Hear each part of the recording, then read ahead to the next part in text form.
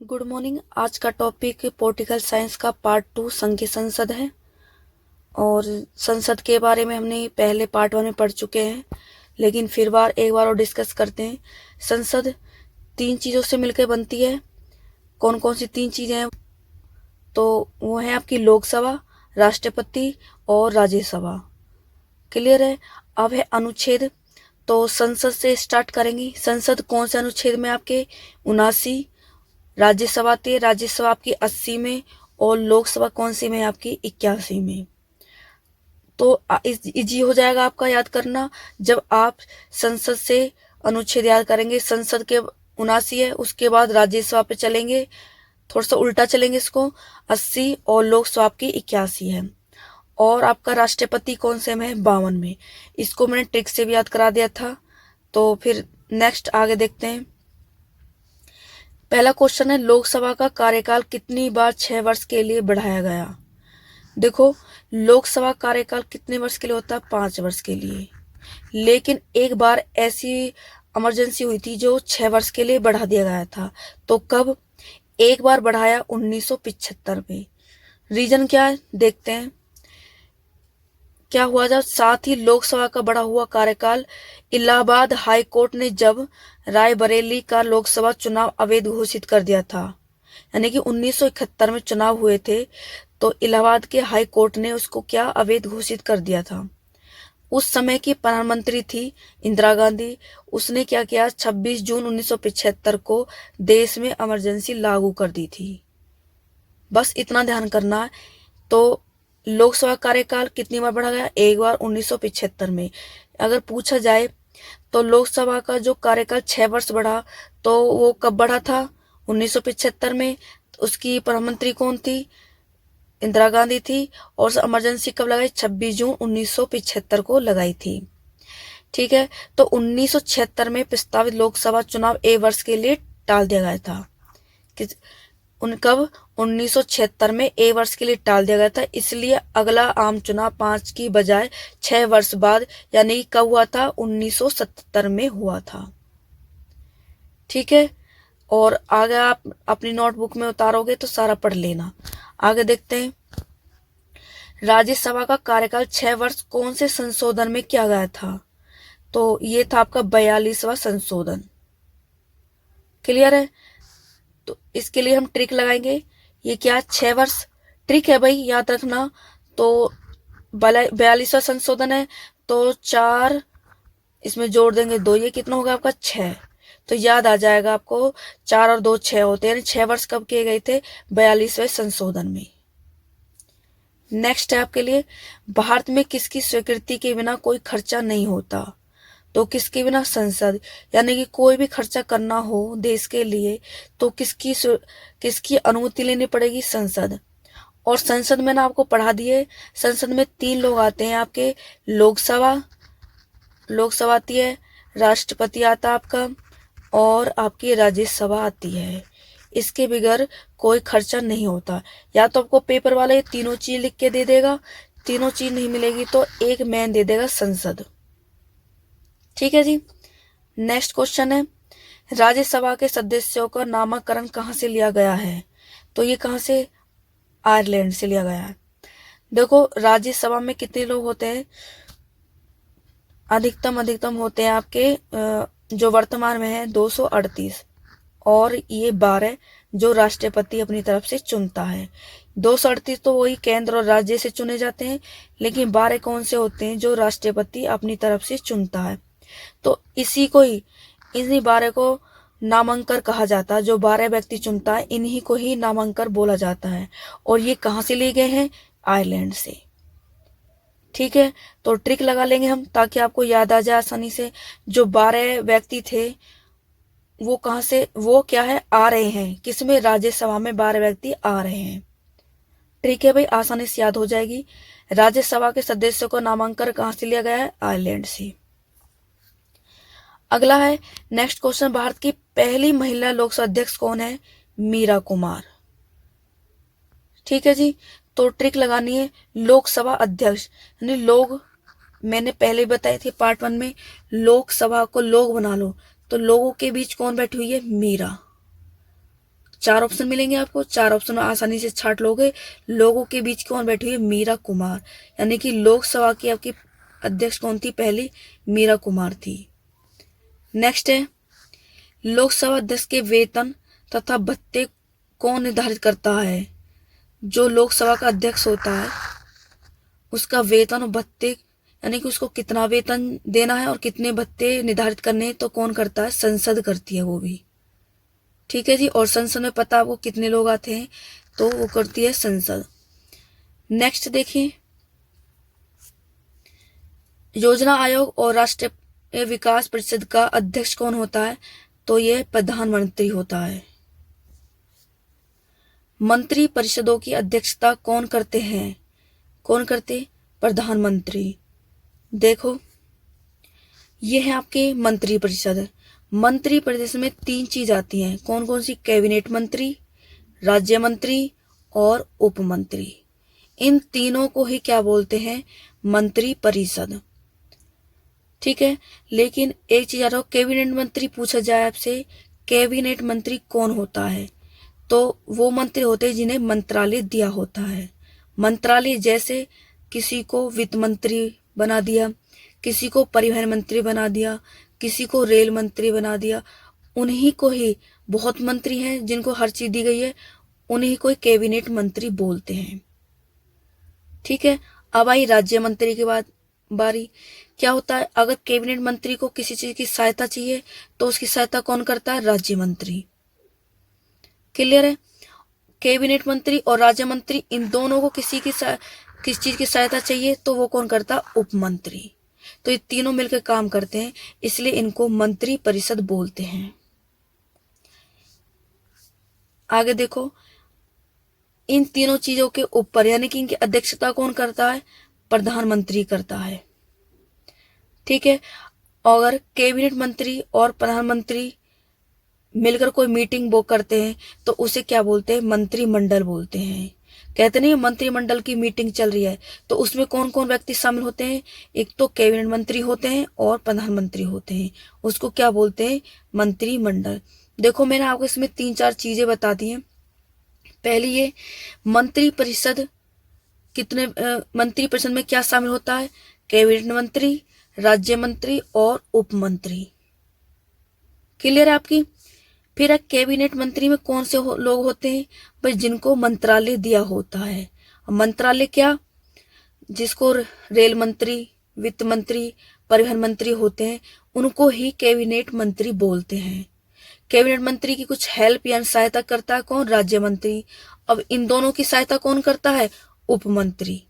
और इन्हीं तीनों को की जो अध्यक्षता निभाता है वो कौन निभाता है? आपका प्रधानमंत्री।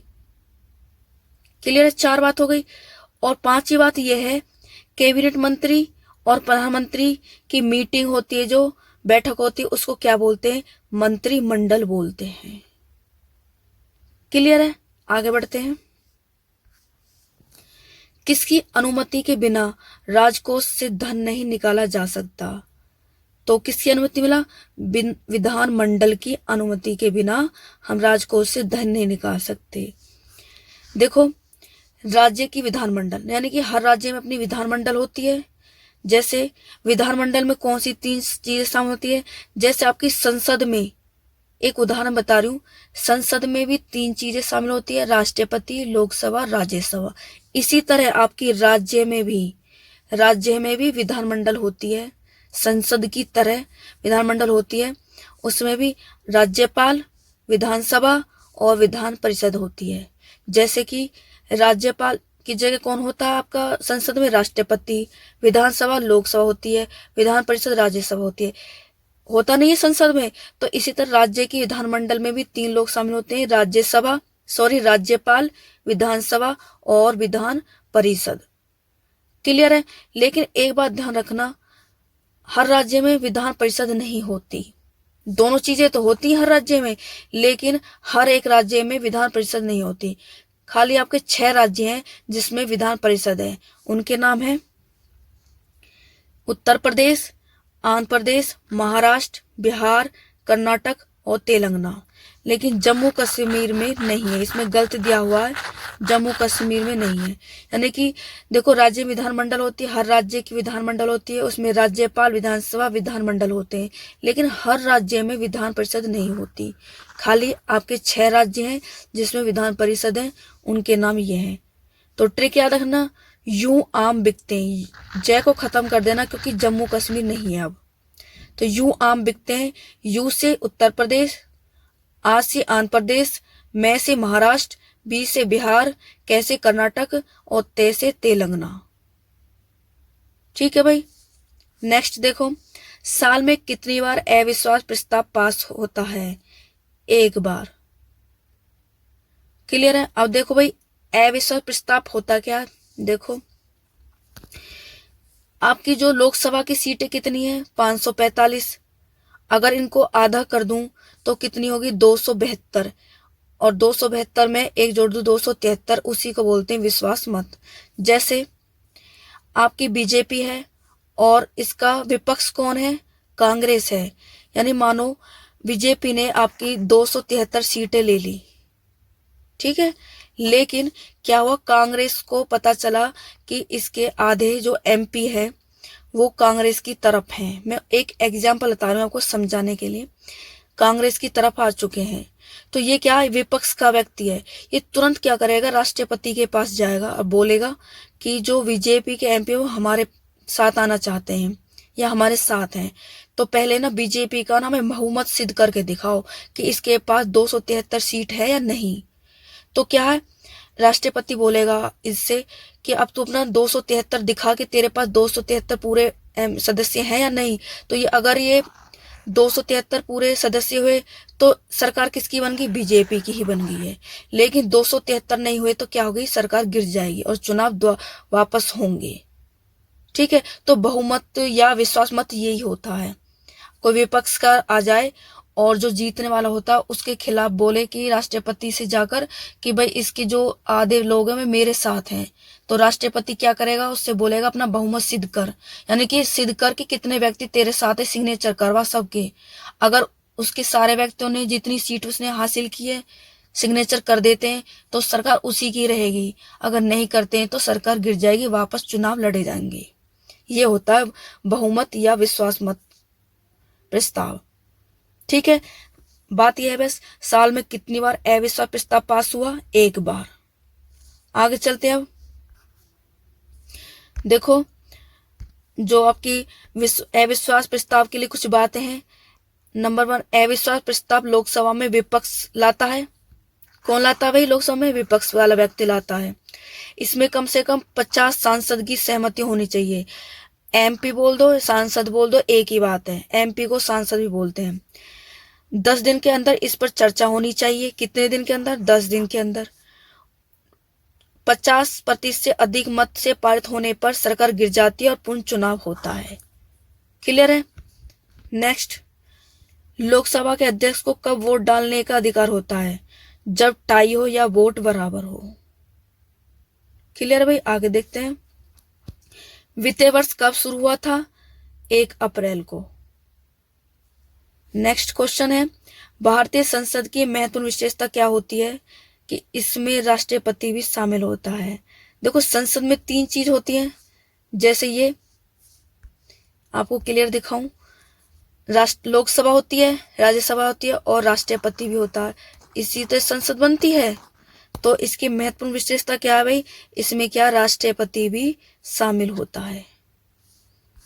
आगे देखो, विपक्ष समूह के रूप में मान्यता प्राप्त करने के लिए कितने सदस्य होने जरूरी हैं? यानी कि 101/10। यानी कि जैसे कि आपकी लोकसभा में कितने व्यक्ति हैं? 545 सदस्य हैं। ठीक है, और विपक्ष में कब बैठ सकता है व्यक्ति? 1/10 कितना हुआ 500 का? तो ये हो गया आपका 54 हो गए। यानी कि 54 से ऊपर अगर विपक्ष की सीट आई है विपक्ष वालों की, तो वो तभी विपक्ष में बैठ पाएगा। अगर इससे नीचे रही तो वो विपक्ष नहीं कर सकता, बिल्कुल भी विपक्ष में नहीं बैठ सकता। यानी 54 से ऊपर गई है सीट या 54 तक है तो वो तभी विपक्ष रख सकता है अपना। तो विपक्ष समूह के रूप में मान्यता प्राप्त करने के लिए कितने सदस्य होने जरूरी है? 1/10। जैसे ये रही आपकी बीजेपी है और ये कांग्रेस है, तो कांग्रेस क्या आपकी बीजेपी की विपक्ष है ये। इसकी इस बार 150 के लगभग सीटें थी, तो ये विपक्ष रख सकती है अगर इसको कोई डाउट हुआ तो, कि भाई उसके एमपी मेरे पास हैं तो।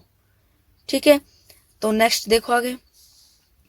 राज्यसभा में सीटों का बंटवारा कौन सी अनुसूची में होता है? जो ये राज्यसभा आपकी, इसमें जो सीटें हैं इसका बंटवारा कौन सी अनुसूची में? चौथी अनुसूची में है। देखो राज्यसभा में कितनी सीटें होती हैं?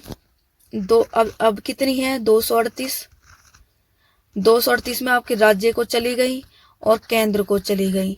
इन्हीं सीटों के बंटवारा कौन सा अनुसूची मिलता है हमें? चौथी अनुसूची में। एग्जाम्पल देखो एक बार, जैसे आपकी हरियाणा है, हरियाणा में लोकसभा में 10 और राज्यसभा में 5, तो राज्य में 5 सीटें जानी है हरियाणा से, तो ये सीटें कौन सा अनुसूची में मिलेंगी? चौथी अनुसूची में मिलती हैं। ठीक है, नेक्स्ट देखो, योजना आयोग का नाम नीति आयोग कब रखा गया? तो 1 जनवरी 2015 को रखा गया। जनता द्वारा निर्वाचित सदन कौन सा होता है? तो कौन सा है? लोकसभा। भाई जनता द्वारा लोकसभा यानी कि हम वोट डालते हैं जब लोकसभा के सदस्य को चुनते हैं, तो जनता द्वारा निर्वाचित सदन कौन सा होता है? लोकसभा। किसने कहा संसदीय लोकतंत्र का अर्थ है एक व्यक्ति का मत? तो ये कहा डॉक्टर भीमराव अंबेडकर ने। आगे देखो, कोई भी अध्यक्ष संसद की अनुमति के बिना कितने दिन की अनुपस्थिति में अपनी सदस्यता गवा देता है? यानी कि 60 दिन, पूरे 2 महीने। यानी कि अगर वो 2 महीने के अंदर हाजिर नहीं हुआ तो क्या है? वो अपनी सदस्यता गवा देगा। अगला देखो, नेक्स्ट, भारत में अवशिष्ट शक्तियां किसके पास होती हैं? तो केंद्र सरकार के पास होती हैं। नेक्स्ट है, संसदीय सरकार में वह बराबर वालों में पहला होता है प्रधानमंत्री, यह कथन किसने कहा? यानी कि संसदीय सरकार में बराबर वालों में पहला होता है, तो ये सब किसने कहा था? लॉर्ड मोरले ने। किसने बोला था? लॉर्ड मोरले ने बोला था। समकक्षों में प्रथम किसे कहा जाता है? प्रधानमंत्री को। किसको? प्रधानमंत्री को बोला जाता है। समकक्ष क्या होते हैं भाई? अपने बराबर वाले। यानी कि एक एग्जांपल दूं, जैसे कि हम कोई कक्षा है, कक्षा में सब एक साथ पढ़ते हैं, लेकिन आप कक्षा में से एक मॉनिटर को निकाल लेते हो तो वो हेड बन जाता है क्लास का। ऐसे ही प्रधानमंत्री भी बराबर वालों में से एक हेड निकाल लिया जाता है जिसे प्रधानमंत्री नाम दिया जाता है, उसी को बोलते हैं समकक्षों में प्रथम प्रधानमंत्री होता है। और किसने कहा था ये? प्रधानमंत्री की बराबर वालों में ये कथन बराबर वालों में एक होता है, ये कथन किसने कहा? लॉर्ड मोरले ने कहा था। किसने मंत्रिमंडलीय पद्धति को राज्य रूपी जहाज का स्टीयरिंग व्हील कहा है? किसने कहा? रैमसे मेयूर ने। तो जो ट्रिक लगेंगी वो ट्रिक मैं लगा दूंगी। देखो, जहाज का स्टीयरिंग व्हील किसने कहा है, तो जरूर नहीं हम पूरा याद करें, जहाज को याद रखना हमको। तो जहाज पे कौन बैठा हुआ है? मयूर। यानी कि मोर, मयूर याद करना, मोर मत करना, क्योंकि मोरले पीछे भी आया हुआ है, तो मयूर से याद करना। जहाज पे कौन बैठा हुआ है? मयूर। तो जहाज का स्टीयरिंग याद आ जाएगा, मयूर है। आगे देखो, ऐसा प्रधानमंत्री जिसे संसदीय मतदान द्वारा अपदस्थ किया गया हो, तो वो आपका वीपी सिंह। जेसी शाह आयोग किसके से संबंधित है? पंजाब व हरियाणा राज्य पुनर्गठन आयोग से। क्लियर है? बस आज के लिए इतना ही, तो धन्यवाद।